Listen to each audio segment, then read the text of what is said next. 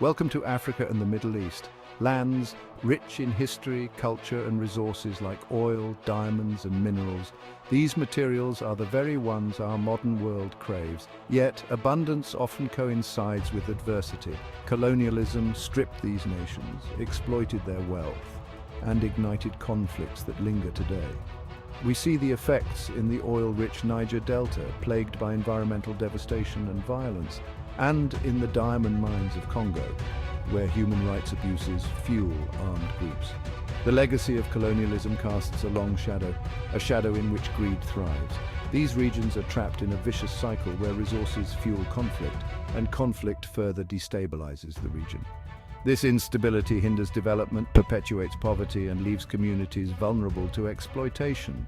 The promise of wealth turns into a curse, benefiting a select few while the majority suffers. This is the stark reality of the resource curse.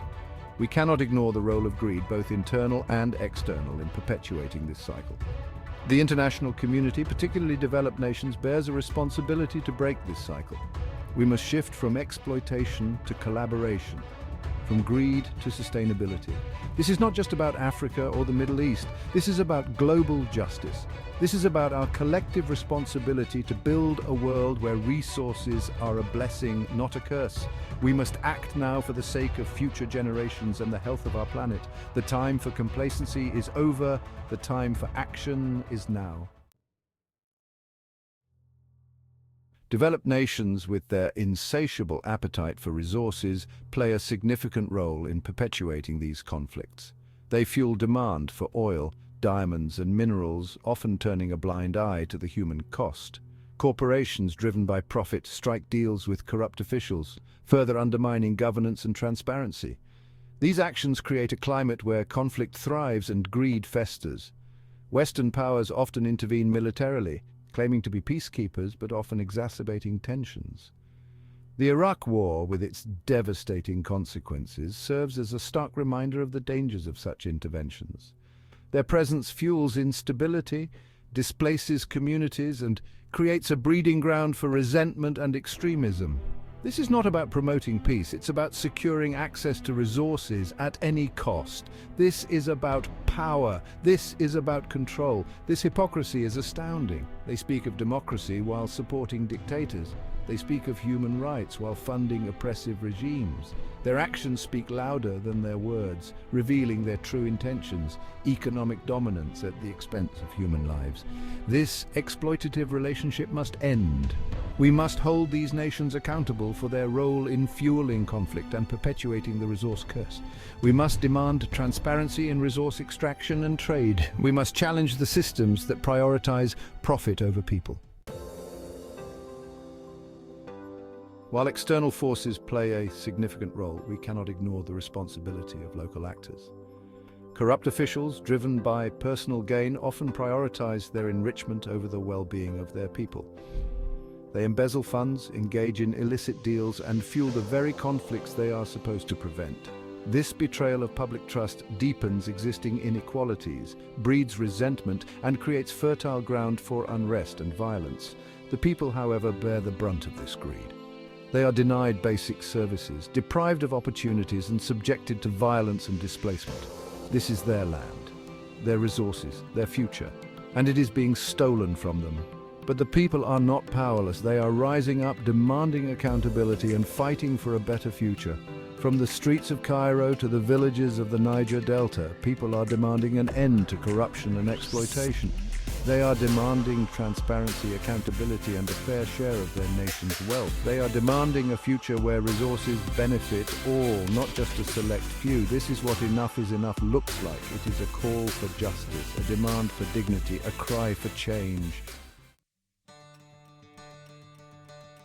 Section 4. Breaking the Chains. A vision for a just future. Breaking the chains of the resource curse requires a multifaceted approach. It demands a shift in mindset, a departure from greed and exploitation towards sustainability and shared prosperity. Developed nations must acknowledge their role in perpetuating this cycle and embrace a new model of global engagement, one based on partnership, not plunder. We must transition from an extractive economy to a regenerative one. Invest in renewable energy, promote sustainable agriculture and support local economies, empower communities, invest in education and create opportunities for all.